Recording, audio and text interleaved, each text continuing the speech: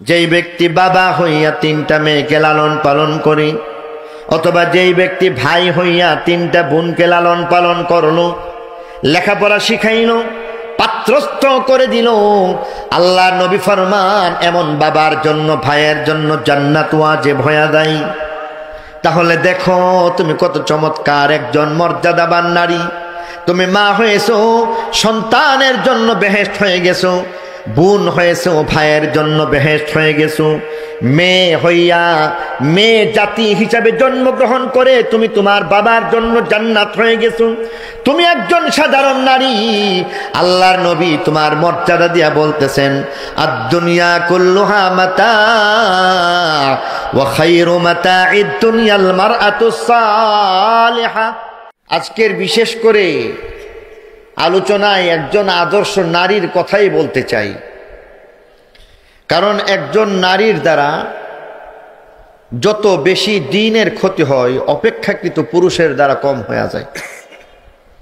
দেখবেন নামাজের কাতার, উলামায়ে কেরাম এই কারণে বলেন সামনে হজ্জের মৌসুম আসতেছে, হজ্জের মৌসুমের মধ্যে উলামায়ে কেরাম বিশেষভাবে বলে থাকেন যে খানায়ে কাবা, সেখানের মধ্যেও মহিলারা কাবা শরীফের মধ্যে জামাতে নামাজ না পড়ে ঘরের মধ্যে যদি পড়ে এটাই উত্তম।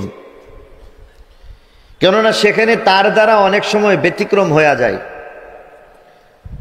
বলেন যে মাঝখানে হঠাৎ করে মাসআলা না জানার কারণে কোনো মহিলা দাঁড়িয়ে গেলেন, সেই দাঁড়িয়ে যাওয়ার কারণে দেখা যায় পার্শ্ববর্তী ডান পার্শ্বের একজন পুরুষ, বাম পার্শ্বের একজন পুরুষ, সামনের একজন পুরুষ, পিছনের একজন পুরুষ, এইভাবে যদি দাঁড়ায়া যায় তাহলে কমপক্ষে 4 জনের নামাজ নষ্ট হয়ে যায়।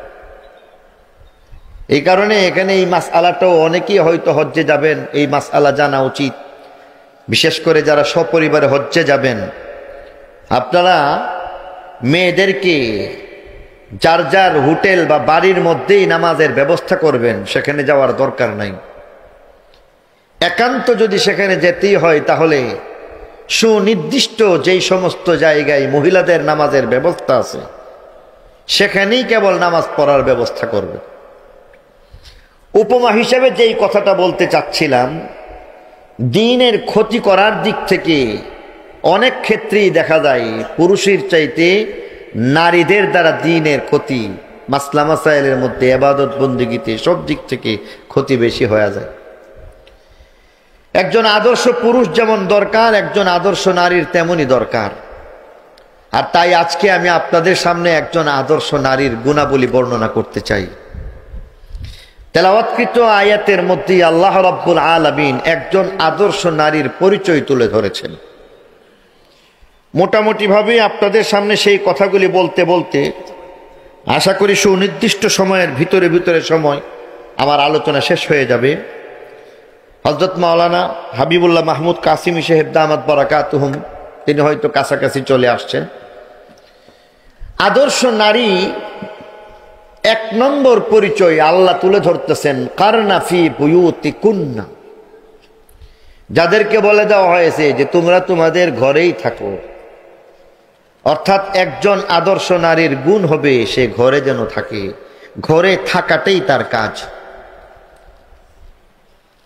একজন আদর্শ নারী যদি বাহিরে যায় তাহলে এটা তার আদর্শের গুণ কিছুই রইল না। এজন্য বলতেছে যে আদর্শ নারী আল্লাহ তাআলা তার জন্য আলাদা করে ঠিকানা নির্দিষ্ট করে দিয়েছেন, ক্ষেত্র নির্দিষ্ট করে দিয়েছেন। পুরুষ পুরুষের মতো কাজ করবে, নারী নারীর মতো কাজ করবে। পুরুষকে থাকতে হবে ঘরের বাইরে, হাটে বাজারে, দেশে প্রবাসে। আর নারীদেরকে অবশ্যই ঘরে থেকে থেকে অনেক দায়িত্ব পালন করা লাগে। যদি বলা হয় কেবল পুরুষ, সংসার টিকবে না, অথবা যদি বলা হয় কেবল নারী, তার দ্বারাও সংসার রক্ষা হবে না। নারী পুরুষ মিলে মিশে যখন একটা সংসার পরিচালনা করা হয় তখন সুন্দর থেকে সুন্দরতর হয়ে যায়। এই কারণে পুরুষের ক্ষেত্র অন্য জায়গায় ভিন্নভাবে বলা হয়েছে। আর এখানে নারীর যে আদর্শ গুণ হবে সর্বপ্রথম তার ক্ষেত্র বর্ণনা করা হয়েছে। নারীকে ঘরে থাকতে হবে, আর এই কারণে আল্লাহ এখানে একটা কথা বলে দিয়েছেন, 5টা গুণের 1 নম্বর ঘরে থাকো। ঘরে থেকে থেকে নারীদেরকে অনেক দায়িত্ব পালন করতে হয়। আর বলেন যে এই দায়িত্ব কখনই নারী তার থেকে গুটিয়ে রাখতে পারে না, তাহলে আসলে সংসার টিকবে না। এজন্য বলতেছে যে নারী সংসারের মধ্যে অনেক অনেক গুরুত্বপূর্ণ কাজ করতে হবে। প্রথমত, সংসারে যদি থাকতে হয় তাহলে অবশ্যই তাকে সৎভাবে থাকতে হবে। এখানে থাকলে পর্দা পর্দার মধ্যে হয়ে যায়, পর্দার মধ্যে থাকতেছে, নিজের ইজ্জত হেফাজত করবে। আর আমি যদি বলি যে কথাগুলি আল্লাহ রাব্বুল আলামিন এই গুণের আওতায় এনেছেন, আদর্শ নারীর গুণের আওতায় রেখেছেন, এটা খুবই যৌক্তিক এবং খুবই দরকারি জিনিস। কারণ একজন নারী ঘরের মধ্যে থেকে থেকে যেসব দায়িত্ব পালন করবে, তন্মধ্য হইতে প্রথমত হচ্ছে সেই নারীকে ঘরে থেকে থেকে নিজের ইজ্জতের হেফাজত করা, পর্দার মধ্যে থাকা। ঘরের মধ্যে থেকে থেকে একজন নারী যে দায়িত্ব পালন করবে, তার মধ্যে রয়েছে অন্যতম দায়িত্ব, একজন মহিলা সাংসারিক হয়ে যেতে হবে। পুরুষ বাইরে থেকে সম্পদ অর্জন করবে, দেশ অথবা বিদেশ থেকে, ব্যবসা বাণিজ্য, হাটে বন্দরে, যেখানে যে যেইভাবে পারে হালাল উপার্জন করবে। আর তা নারীর কাছে, একজন মহিলা তার কাছে যখন রেখে দিবে, এটা নিরাপদ, হেফাজত হয়ে যাবে। বর্তমানে আমাদের একটা ট্রেডিশন হয়ে গেছে, বাংলাদেশের মানুষ বেশিরভাগ দেখা যায় বিদেশ যাইতে বড় আগ্রহী থাকে, প্রবাস নির্ভর হয়ে গেছে। আর বাংলাদেশের রেমিটেন্সের মধ্যে অন্যতম একটা গুরুত্বপূর্ণ বিষয় হয়ে গেছে, যে সমস্ত প্রবাসী আমাদের রেমিটেন্স যোদ্ধারা রয়েছেন, তাদের দ্বারা আজকে দেশ চলতেছে, ঠিক কিনা বলেন?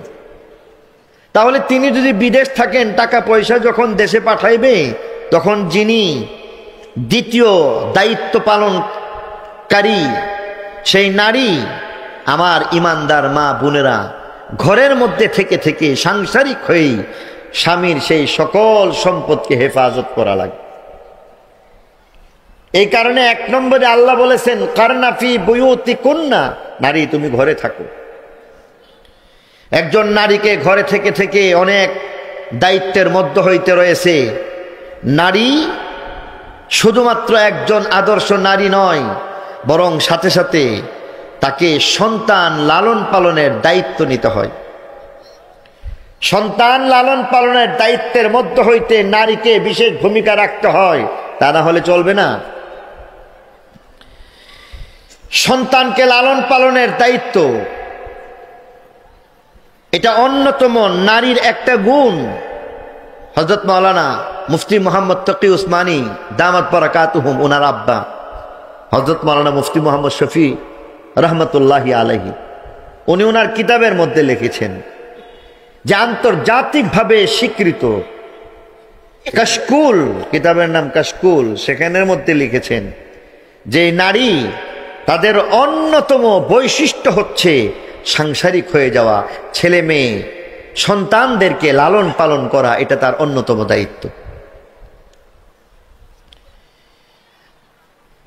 এই কারণে আল্লাহ বলতেছেন, নারী তুমি ঘরে থাকো, তোমার আরো অনেক দায়িত্ব আছে। সেই দায়িত্বের কথা যদি ধারাবাহিকভাবে বলতে থাকি, আরো অনেক বলতে হবে। আরো কয়েকটা দায়িত্বের কথা আপনাদের সামনে খানিকটা বলতেই চাই। একজন নারী শুধু একজন নারী নয়, তিনি একজন মা, একজন আদর্শ মা হয়ে সন্তানকে লালন পালন করা তার দায়িত্বের মধ্যে আসে। আপনি ভুলে গেলে হবে না যে আপনি একজন নারী, বরং আপনি একজন মা হয়ে, সন্তানের একজন অভিভাবক হয়ে আপনি তার জন্য যেমন ভাবে লালন পালন করবেন, সাথে সাথে ভুলে যাবেন না, কারণ আপনি আপনার সন্তানের সর্বপ্রথম একজন শিক্ষক হয়ে গেছে। সর্বপ্রথম শিক্ষক হয়ে যাওয়ার কারণে আপনি তাকে শুরু থেকে নিয়ে লালন পালনের সাথে সাথে অনেক কিছু শেখাবেন। একজন আদর্শ মায়ের দায়িত্ব হচ্ছে সন্তানকে আল্লাহর নাম শিখিয়ে দেওয়া। আপনি সন্তানকে শিখাবেন আল্লাহর নাম, আল্লাহ আল্লাহ আল্লাহ, লা ইলাহা ইল্লাল্লাহ।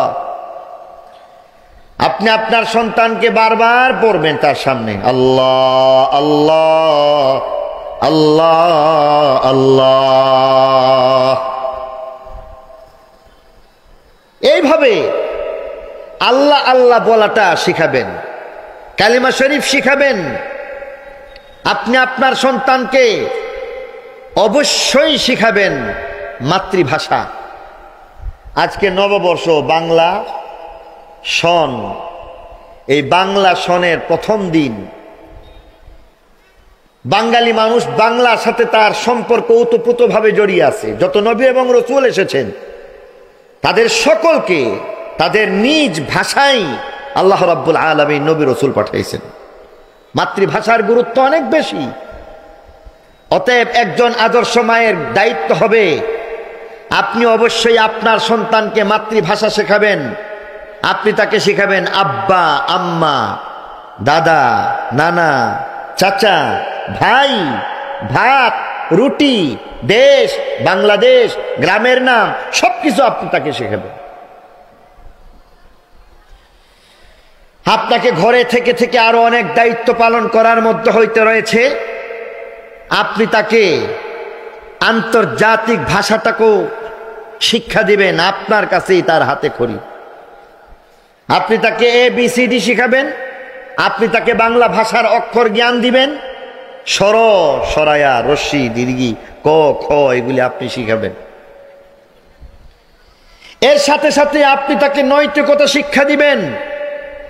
আপনি আপনার সন্তানকে যদি নৈতিকতা শিক্ষা দিতে চান তাহলে অবশ্যই আপনি তাকে শিখিয়ে দিবেন। পর্যাপ্ত সময় নিয়ে আপনি তাকে শেখাবেন। দিনের বেলা, রাতের বেলা, ঘুমোতে যাওয়ার আগে, খাবারের সময়, খেলার ছলে, আনন্দ উৎসবের ছলে আপনি তাকে শিক্ষা দিবেন বড়দেরকে শ্রদ্ধা করার নাম ঈমান। আপনি তাকে শেখাবেন ছোটদেরকে স্নেহ করার নাম ঈমান। আপনি একজন মা হয়ে আপনি আপনার সন্তানকে অবশ্যই শিক্ষা দিবেন ঝগড়া করা যাবে না, এটা কবিরা গুনাহ। আপনি তাকে শিক্ষা দিবেন গালি দেওয়া যায় না, গালি দেওয়া এটা নিকৃষ্ট কাজ। সিবাবুল মুসলিমি ফুসুক ওয়া কিতালুহু কুফরুন, গালি দেওয়া এটাও একটা কবিরা গুনাহ।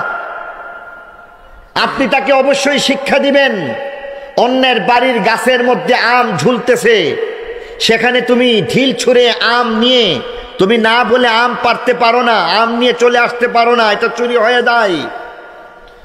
আপনি তাকে অবশ্যই শিক্ষা দিবেন, আপনার সন্তানকে অবশ্যই শিক্ষা দিবেন রাস্তায় পড়ে থাকা হাজার টাকা, লাখ টাকার সম্পদকে কুড়িয়ে আনা যায় না। আপনি তাকে অবশ্যই শিক্ষা দিবেন ঝগড়াঝাটি করা যাবে না, মারামারি করা যাবে না, কাটাকাটি হানাহানি করা যাবে না, বরং মানুষ মানুষের জন্য, জীবন জীবনের জন্য। আপনি তাকে বলুন না একটি ফুলকে বাঁচানোর জন্য যুদ্ধ করা যায়। আপনি তাকে বলুন দেশ মাতৃকার জন্য জীবন উৎসর্গ করা যায়। আপনি তাকে বলুন কোরআনের জন্য, আল্লাহর জন্য, দ্বীনের জন্য প্রয়োজনে নিজের জীবনকে ফাঁসিতে ঝুলাইয়া শহীদ হইয়া অমরত্ব বরণ করা যায়, তথাপি কোরআনের অমর্যাদা হবে এমন কোনো কাজ করা যায় না। আপনি এই সব কিছু অবশ্যই শিক্ষা দিবেন। এরপরে আপনার সন্তান আরো একটু বড় হয়েছে, আপনি তাকে বলুন মাগরিবের 10 মিনিট আগে আগে খেলাধুলা শেষ করে ঘরে আসো। আপনার ছেলে লেখাপড়ার ছলে, বন্ধুদের সঙ্গে আড্ডা দেওয়ার ছলে মাগরিবের পরে কোথায় চলে যাচ্ছে আপনি খবর লাগাবেন। মাগরিবের পরে আপনার ছেলে যেন কোথাও যেতে না পারে, এশার পরে যেন আপনার ছেলে অন্যত্র চলে না যায়, আপনার মেয়ে রাত 10টার পরে যেন অন্যদের সাথে, বান্ধবীদের ঘরে অথবা অন্য কারো সাথে ঘোরাফেরা করতে না দেখা যায়।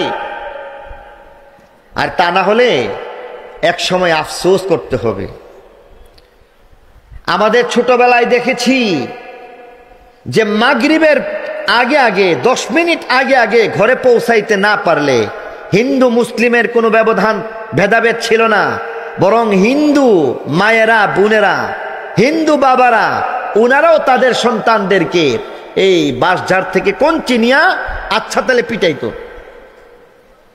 তোকে মাগরিবের পরে বাজারে দেখা যায় কেন? সন্ধ্যার পরে তুই বাজারে থাকবি কেন? তোর লেখাপড়া নাই? বাজারের মধ্যে কোনো বাচ্চাদেরকে ঘুরতে দেখা গেছে না। আমরা যদি কখনো মাগরিবের পরে কোথাও কোনো প্রয়োজনে দোকানের মধ্যে যাইতাম, দোকানদার জিজ্ঞেস করে বসতো, এই তুমি এখন আসছো কেন? তোমার তো এখন আসার কথা না।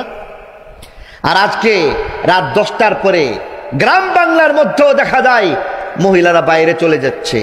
কখনো কখনো দেখা যায় যে বলতেছে বান্ধবীর বাড়িতে যাইতেছে। আর যুবক শ্রেণী, বাচ্চা বাচ্চা পর্যায়ের যারা আছে তারা তো এমনও দেখা যায় রাত্রে 10টার পরে মোবাইল ফোন নিয়ে একেবারে ক্ষেতের আইলের মধ্যে বসে বসে রাত 3টা পর্যন্ত সময় পার করতেছে। ঠিক কিনা জোরে বলে? এরপরে কয়েকদিন পরে কান্নাকাটি করে যে হুজুর দোয়া করবেন, ছেলেটা বেলাইনে হয়ে গেছে। ঢাকার মধ্যে এমন ঘটনা। এক সময় দীর্ঘ প্রায় 1 যুগ পর্যন্ত মালিবাগ জামিয়াতে দায়িত্ব পালন করেছিলাম, জুমার নামাজ পড়িয়েছিলাম। তো একদিন বড় কোনো একজন কর্মকর্তা তিনি আমার জন্য 2-2.5 ঘন্টা পর্যন্ত অপেক্ষা করে শেষমেশ সাক্ষাৎ করে দরজা বন্ধ করে পায়ের মধ্যে জড়ায় ধরছেন আর বলতেছেন যে হুজুর আমার জন্য আল্লাহর ওয়াস্তে দোয়া করে দিন। আমি বললাম আপনার জন্য দোয়া করব, আপনি মুরব্বী, আপনি কান্নাকাটি করতেছেন কেন? বিষয়টা খুলে বলেন। বলেন যে হুজুর ঢাকা শহরের মধ্যে 5টা বাড়ি ছিল আমার, সারা জীবনের অর্জন 5টা বাড়ি ছিল, একটা ছেলে আর একটা মেয়ে, মেয়েটা ডাক্তার ফাইনাল ইয়ারে রয়েছে, আর ছেলেটা নষ্ট হয়ে গেছে, এডিক্টেড। আর বলেন যে হুজুর নেশার টাকার জন্য 5টা বাড়ি আমার বিক্রি করতে হয়েছে, 5টা বাড়ি আমি বিক্রি করে দিয়েছি। আর এখন গতকালকের ঘটনা বলে বলতেছেন যে দেখুন আমার লাইসেন্স করা পিস্তল আছে, আর এই পিস্তলের বাট দিয়া দেখেন আমার গালের মধ্যে এমন জোরে বারবার আঘাত করেছে আমার দাঁত পড়ে যাওয়ার উপক্রম হয়ে গেছে, আমি রক্তাক্ত হয়ে গেছি। এরপরের ঘটনা শোনার জন্য প্রস্তুত ছিলাম না। বলতেছেন যে সিগারেট খাইয়া তার মায়ের গালের মধ্যে সেকাতে। আজকে একজন আদর্শ মা সন্তানকে পর্যাপ্ত সময় না দেওয়ার কারণে সেই অবস্থা হয়ে গেছে। ঠিক কিনা বলে? যদি একজন আদর্শ মা পর্যাপ্ত সময় দেয় তাহলে সন্তান অমানুষ হতে পারে না। একজন আদর্শ মায়ের চিন্তা থাকতে হবে সম্পদ নয়, বরং সম্পদের চাইতেও আরো দামি আমার সন্তানটাকে সম্পদ বানাবো। আর এই কারণেই বলতেছি, আল্লাহ বলেন তুমি তোমার সন্তানকে শুধু সম্পদ দিয়ে গেছো, নষ্ট হয়ে গেলে কিছুই করতে পারবে না। আজকে দেখা যায় যে নারীরা হাটে বাজারে, ঘরের বাইরে, আজকের এই পহেলা বৈশাখের মধ্যেও আজকে দেখবেন এমনকি গ্রাম বাংলার মধ্যেও দেখা যায় নারীদেরকে আজকে রাত বাড়ার সাথে সাথে বিভিন্নভাবে বিভিন্ন জায়গায় ভালো মন্দ, একটু সুন্দর করেই বললাম, ভালো মন্দ অবস্থায় তাদেরকে পাওয়া যায়। ঠিক কিনা বলেন? পক্ষান্তরে আজকের এই বৈশাখী মাহফিল আমি মনে করতেছি এই এলাকার জন্য একটা রহমত, কোনো সন্দেহ নাই। নারীদেরকে আজকে বাইরে ছেড়ে দেওয়া হয়েছে, আজকের হাটে বাজারের মধ্যে এমন ভাবে ছেড়ে দেওয়া হয়েছে, আর আমরা মুসলমান হয়ে বুঝলাম না কোত্থেকে কিভাবে এই নারীদের সমাগম, এই ব্যবস্থা, মেলার ব্যবস্থা কোত্থেকে আসছে। মেলার ব্যবস্থা যদি চিন্তা করা হয় তাহলে আজকে বলতে হয় তাফসীর ইবনে কাসিরের হাওয়ালার মধ্যে বলা হয়েছে, তাফসীর ইবনে কাসিরের মধ্যে পরিষ্কার বলে দেওয়া হয়েছে মেলা কোত্থেকে আসছে। সেই গল্প তো লম্বা, খানিকটা বলতে চাই, একটু বলবো। সেই বনি ইসরাইলের সময়ের মধ্যে পাহাড়ি আর সমতলের মধ্যে ভেদাভেদ এমন ছিল, পাহাড়ের পুরুষ ছিল সুন্দর আর সমতলের নারী ছিল সুন্দরী। এদেরকে একত্রিত করার জন্য শয়তান এমন একটা মেলার আয়োজন করেছিল। অন্য একটা বর্ণনার মধ্যে দেখা যায় হযরত ইব্রাহিম আলাইহিস সালাম উনাকে অগ্নিকুণ্ডে নিক্ষেপ যখন করতে চাই, তখন সেখানে চরক গাছের মধ্যে রহমতের ফেরেশতা ধরে রাখলো। শয়তান এসে বলে দিল যে এইভাবে কখনোই তোমরা ইব্রাহিমকে আগুনে ফেলতে পারো না, বরং মেলার আয়োজন করো। নারীদেরকে পুরুষদেরকে একত্রিত করে সেখানে মেলার আয়োজন করা হয়েছে। আর আমাদের এই ভারতবর্ষের মধ্যে, উপমহাদেশের মধ্যে যিনি মেলার প্রচলন করেছিলেন তিনি হলেন কবিগুরু রবীন্দ্রনাথ ঠাকুর, যিনি শান্তিনিকেতনের মধ্যে এই মেলা সর্বপ্রথম উদ্ভাবন করেছিলেন।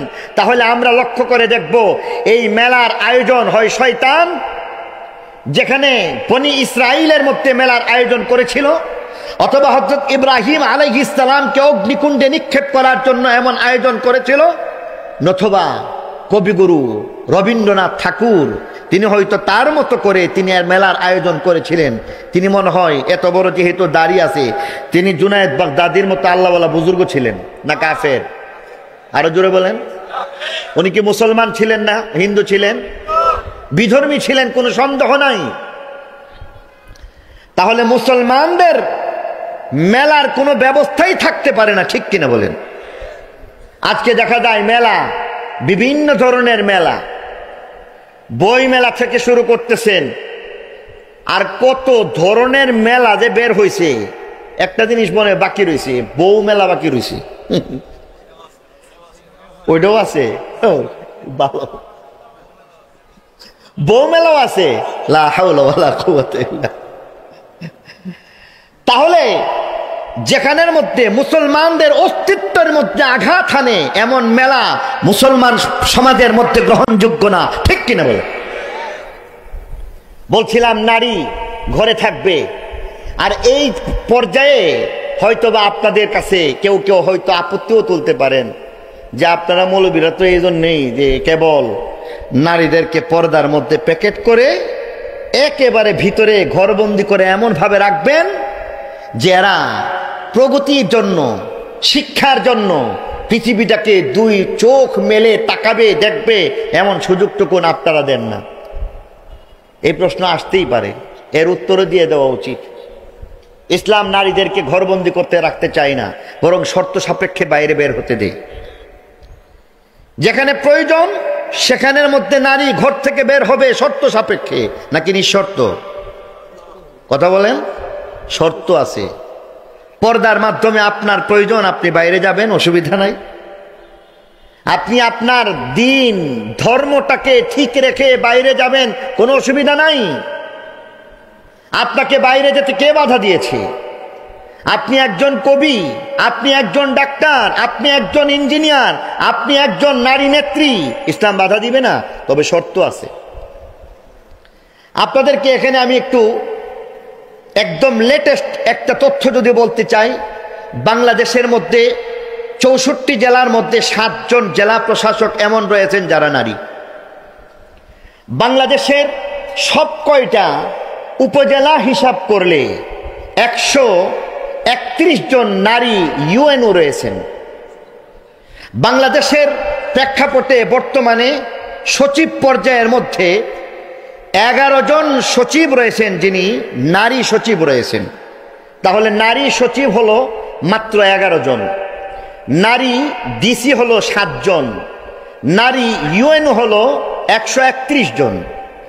এই যদি হিসাব হয়ে থাকে তাহলে আমরা দেখছি 20 কোটি জনগণের মধ্যে হইতে অর্ধেক যদি বাদ দেওয়া হয় তাহলে 10 কোটি হয়, ধরে নিলাম। তো 10 কোটি মহিলার মধ্যে, 10 কোটি নারীর মধ্যে হইতে সবাই এমন প্রত্যেকেই ডিসি হয়ে গেছে? আপনাদের কি ধারণা? 10 কোটি মহিলার মধ্যে প্রত্যেকেই সচিব হয়ে গেছে? আমার মেহরবানি করে উত্তরটা দিলে খুশি হব। আপনারা আওয়াজ দিয়ে উত্তর দিবেন। 10 কোটি মহিলার মধ্যে সকলেই কি ইউএনও হয়ে গেছে? 10 কোটি মহিলার মধ্যে হইতে সকলেই ডাক্তার হয়ে গেছে, সকলেই ইঞ্জিনিয়ার হয়ে গেছে? তাহলে ইসলাম কি বলে? ইসলাম বলে যেখানে প্রয়োজন সেখানে একজন ডাক্তার লাগবে। বর্তমান শিক্ষার হার যদি চিন্তা করি তাহলে দেখব বাংলাদেশের প্রেক্ষাপটে 10,000 মহিলার মধ্যে একজন ডাক্তার পাওয়া কঠিন, ঠিক কিনা বলেন? তাহলে ইসলাম বলে 10,000 মহিলার মধ্যে একজন ডাক্তার অবশ্যই লাগবে। প্রথম শর্ত, সে তার পর্দা রক্ষা করবে। দ্বিতীয় শর্ত, তার দিন ধর্ম কোরআন এবং হাদিস মোতাবেক, অর্থাৎ এক কথায় বললে আল্লাহর হুকুম নবীর তরিকা মতো যেইভাবে ঘর থেকে বের হতে বলবে নারী, ঠিক সেইভাবে প্রথমত primary, high school, college level শেষ করে মেডিকেল পড়ে পর্দা রক্ষা করে 10,000 মহিলার মধ্যে একজন ডাক্তার হবে। ইসলাম উৎসাহ যোগায়। 10,000 মহিলার মধ্যে একজন ইঞ্জিনিয়ার লাগবে নারী, ইসলাম উৎসাহ প্রদান করতেছে যে তুমি 10,000-এর মধ্যে হইতে একজন ইঞ্জিনিয়ার দরকার, তুমি ইঞ্জিনিয়ার হয়ে যাও, শর্ত সাপেক্ষে নাকি নিঃশর্ত। 10,000-এর মধ্যে একজন হয়তোবা নারী নেত্রীও লাগবে, ইসলাম বলতেছে যে তুমি শর্ত মেনে নারী নেত্রী হয়ে যাও।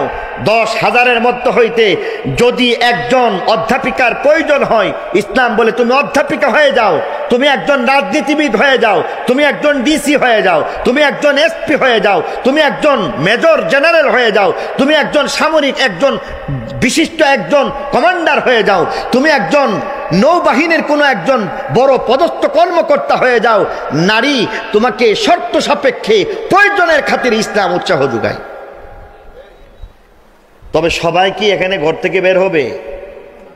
তাহলে 10,000-এর মধ্যে হইতে একজন ডাক্তার, ইসলাম বলে একজন, দুইজন, 5জন ডাক্তার লাগলে ডাক্তার হয়ে যাও। বাকি 5জন ছাড়া সকল নারী তারা কি বাইরে যাবে না ঘরে থাকবে? 10,000-এর মধ্যে 5জন 10জন ধরে নিলাম, এরা হয়ে যাচ্ছে এক একজন ইঞ্জিনিয়ার।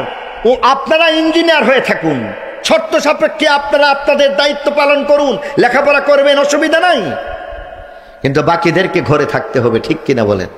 তাহলে ইসলাম বাধা দিচ্ছে কোথায়? আমি যদি আপনাদেরকে সেই সাহাবী যুগের ঘটনা বলতে চাই, তাহলে একে একে অনেক কথা বলা যায়। একটা কথা বলেই ফেলি। খলিফা হযরত উমর ইবনুল খাত্তাব রাদিয়াল্লাহু তাআলা আনহু, হযরত উমর ইবনুল খাত্তাব রাদিয়াল্লাহু তাআলা আনহু, উনার সময়ের মধ্যে মদিনা শরীফের মধ্যে একজন নারী উপদেষ্টা ছিলেন। হযরত উমরের মতো ব্যক্তি একজন নারী উপদেষ্টা নিয়োগ দিয়েছিলেন। সেই নারী উপদেষ্টা, যিনি মার্কেটিং থেকে নিয়ে বাজার নিয়ন্ত্রণ থেকে সবকিছু তার পরামর্শে চলতো, হযরত উমর সেখানের মধ্যে উসমানকে গ্রহণ করেন নাই। আল জাহিলিয়াতিল উলা, বর্বর যুগের নারীদের মতো বেপরদা হয়ে যেও না। বর্বর যুগের নারী নিজেদেরকে সম্মানিত করার জন্য প্রাণপণ চেষ্টা করে। তারা ভাবলো স্বাধীনতার কথা, ভাবলো, তারা মনে করলো একটা পিঞ্জিরার ভিতরে আবদ্ধ হয়ে থাকতে চাই না, আমরা নতুন রঙিন পৃথিবীটা দেখতে চাই, সম্মান বাড়াইতে চাই। অধিকারের কথা বলে বলে এমন ভাবে পর্দা থেকে বের হয়ে গেল।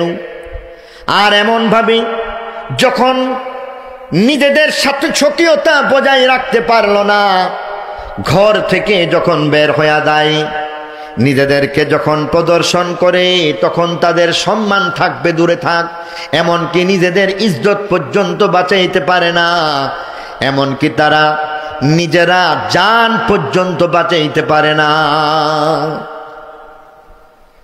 বর্বর যুগের নারীদের অবস্থা সম্পর্কে সবাই কম বেশি জানি।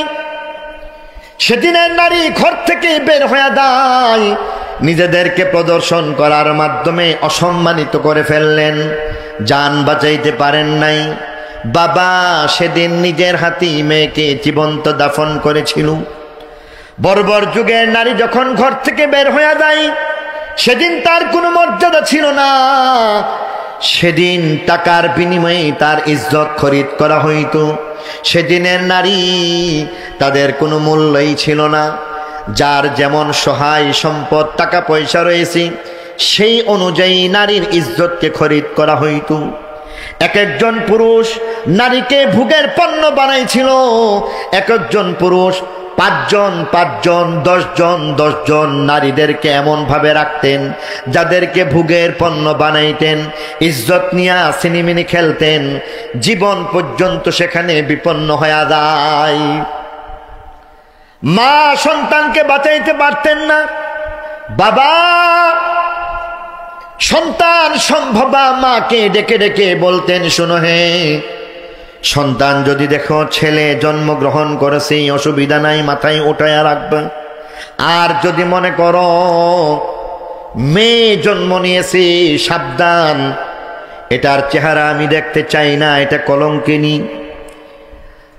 নিজের হাতে গর্ত খুঁড়ে রাখতেন আর বলে দিতেন, কাউকে বলার আগে আগে তুমি নিজ হাতে সেখানে মাটি চাপা দিবে, তাকে একেবারে শেষ করে দিবে।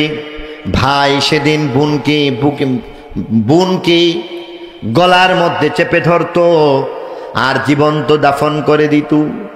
সেদিন কেউ তার পার্শ্বে দাঁড়াই নাই, সেদিন তাকে নিয়ে কথা বলার মতো কেউ ছিল না। সেদিনের যত চাচা খালা মামু প্রত্যেকেই এমন বলেছিল, বাবাকে উৎসাহ প্রদান করে বলেছিল, নারীকে মেরে ফেলেছো, মেয়ে জন্ম নিয়েছি, ঠিক কাজ করেছো। মেয়ে মানুষ বাঁচবে কেন? মেয়ে মানুষ বাঁচতে পারে না। মেয়ে মানুষ যদি জন্ম নেয় তাহলে তোমার ঘরের মধ্যে অসম্মান অলক্ষণে কুলক্ষণে প্রকাশ পাওয়া যায়। সেদিনের মাতবর নারীর অধিকার নিয়ে কথাবার্তা বলে নাই। সেদিনের মেম্বার চেয়ারম্যান বলেছিল, ঠিক কাজ করেছ। এমনকি সেদিন নারীর আর্তনাদ শোনার মতো কেউ ছিল না, চিৎকার চেঁচামেচি শোনার মতো কেউ ছিল না। দাহিয়াতুল কালবির ঘটনা কম বেশি সবাই জানি। মেয়েটা খানিকটা বড় হয়ে গিয়েছিল, আব্বা আব্বা বলে চিৎকার করেছিল, কিন্তু পাষাণ্ড বাবার অন্তরের মধ্যে সামান্যতম প্রেম আর মায়ার উদ্রেক হয় নাই। সেদিন কিন্তু অনেক ধর্মের যারা ছিল তারাও ছিল, তারা কথা বলে নাই। সেদিনের খ্রিস্টান নারীর অধিকার নিয়ে কথা বলে নাই। সেদিনের ইহুদি নারীর অধিকার নিয়ে কথাবার্তা বলে নাই। সেদিনের পুত্তলিক নারীর অধিকার নিয়ে কথাবার্তা বলে নাই। সেদিনের আগুনের পূজারী নারীর অধিকার নিয়ে কথাবার্তা বলে নাই। নাস্তিক মুরতাদ নারীর অধিকার নিয়ে কথাবার্তা বলে নাই। বরং মনুষ্যত্বের প্রতীক, মানবতার মুক্তির দূত, মহান ব্যক্তিত্ব, দোনো জাহানের বাদশা, আমার আপনার নবী, শ্রেষ্ঠ নবী, রহমতের নবী, মনুষ্যত্বের নবী, মানবতার নবী, সেদিন একমাত্র নারীর অধিকার নিয়ে কথাবার্তা বলেছিলেন। আর আজকে যারা এমন ভাবে নারী অধিকারের কথা বলে বলে কথাবার্তা ছুড়ে দিচ্ছে আর সমান অধিকারের দোহাই দিয়া নারীদেরকে ভূগোর পণ্য বানাচ্ছে, আজকে তাদের মুখে সেই সব কথা মানাই না। আপনাকে ভাবতে হবে সেই ১৫০০ বছর আগে সেদিন ইহুদি কথাবার্তা বলে নাই, খ্রিস্টান কথাবার্তা বলে নাই, কোন ধর্মের লোক কথাবার্তা বলে নাই। অধিকার নিয়ে কথাবার্তা বললে একমাত্র আল্লাহর নবী কথাবার্তা বলেছে। কত চমৎকার! আল্লাহর নবী কথাবার্তা বলেছেন। কেমন বলেছেন? নারীকে তোমার বাবা সেদিন বলেছিল তুমি একজন কলঙ্কিনী, তোমার ভাই কলঙ্কিনী বলেছিল। নারীকে সেই সমাজের মধ্যে গলা টিপে টিপে যখন হত্যা করা হয়েছিল, তার চিৎকার চিৎকার যখন কারো কর্ণকুহরে প্রবেশ করে নাই, অধিকার দিবে দূরে থাক, বেঁচে থাকার অধিকার পর্যন্ত যেদিন দেয় নাই, ইসলামের নবী সর্বপ্রথম বলতেছে, কে বলছে তুমি কলঙ্কিনী? তোমার বাবা কলঙ্কিনী বলেছে, আমি নই। রহমতের নবী হইয়া আমি তোমাদের জন্য মুক্তির দূত হয়ে চলে আসছি। আমি তোমার অধিকার প্রতিষ্ঠিত করতে এসেছি। আমি আখলাকের কথা বলছি, আমি আদর্শের কথা বলছি। আর আজকে নবীর আদর্শ আখলাক বাদ দিয়া আজকে তাদের পথে ছুটছ নারী। আল্লাহ নবী সেদিন দাঁড়ায় গেলেন। আল্লাহ নবী দাঁড়ায় এক পর্যায়ে বলতে শুরু করলেন, নারী তুমি কলঙ্কিনী নও। হইতে পারে তোমার বাবার কাছে তুমি কলঙ্কিনী, সমাজ তোমাকে বেঁচে থাকতে দিবে না, অন্য কোন ধর্ম তোমাকে বেঁচে থাকতে দিচ্ছে না, কিন্তু আমি নয়, বরং আমি তোমাকে বাঁচিয়ে রাখার জন্য আসছি। আমি তোমার মাথা উন্নত করার জন্য এসেছি। আমি তোমাকে চির উন্নত মমশির করে তুলেছি। আমি তোমার অধিকার সুপ্রতিষ্ঠিত করলাম, সম্মান বাড়ায় দিলাম। আল্লাহর নবী এক হাদিসের মধ্যে ফরমান, আল জান্নাতু তাহতা আকদামিল উম্মাহাত। আল্লাহ নবী ফরমান, নারী তোমার মর্যাদা তো এত বেশি, তুমি একজন মা হয়ে গেছো, তোমার কদমের নিচে তোমার সন্তানের বেহেশত ঘোষণা করলাম। একটা হাদিসের মধ্যে আল্লাহ নবী ফরমান, মান আলা সালাসা বানাত আও মিসলুহুন্না মিনাল আখাওয়াত, যেই ব্যক্তি বাবা হইয়া তিনটা মেয়েকে লালন পালন করে, অথবা যেই ব্যক্তি ভাই হইয়া তিনটা বোনকে লালন পালন করলো, লেখাপড়া শিখাইল, পাত্রস্থ করে দিল, আল্লাহ নবী ফরমান এমন বাবার জন্য ভাইয়ের জন্য জান্নাত ওয়াজিব হয়ে যায়। তাহলে দেখো তুমি কত চমৎকার একজন মর্যাদাবান নারী। তুমি মা হয়েছো, সন্তানের জন্য বেহেশত হয়ে গেছো, বোন হয়েছো, ভাইয়ের জন্য বেহেশত হয়ে গেছো, মেয়ে হইয়া মেয়ে জাতি হিসাবে জন্মগ্রহণ করে তুমি তোমার বাবার জন্য জান্নাত হয়ে গেছো। তুমি একজন সাধারণ নারী। আল্লাহর নবী তোমার মর্যাদা দিয়া বলতেছেন, আদ-দুনিয়া কুল্লুহা মাতা ওয়া খায়রু মাতা'id দুনিয়াল মারআতুস সালিহা। দুনিয়ার সব সম্পদকে যদি মিজানের পাল্লার মধ্যে রাখো, সাত আসমান সাত জমিনকে যদি মিজানের পাল্লায় রেখে দাও, গ্রহ তারা নক্ষত্র গ্যালাক্সি গ্যালাক্সি গুচ্ছকে যদি মিজানের পাল্লায় রেখে দাও, জান্নাত জাহান্নাম আরশ কুরসি লৌহ কলমকে সেখানের মধ্যে রাখো, আরেক পাল্লার মধ্যে তুমি একজন ইমানদার নারী সেই পাল্লার মধ্যে রেখে দিলে, আল্লাহর নবী ফরমান তোমার মর্যাদা পৃথিবীর দ্বারা হয় না, তোমার মর্যাদা সাত আসমানের দ্বারা হয় না, তোমার মর্যাদা সাত জমিনের দ্বারা হয় না, তোমার মর্যাদা জান্নাত জাহান্নামের দ্বারা হয় না, তোমার মর্যাদা তো এত বেশি, মহান আল্লাহর আরশের চাইতেও একজন ইমানদার নারীর দাম বেশি।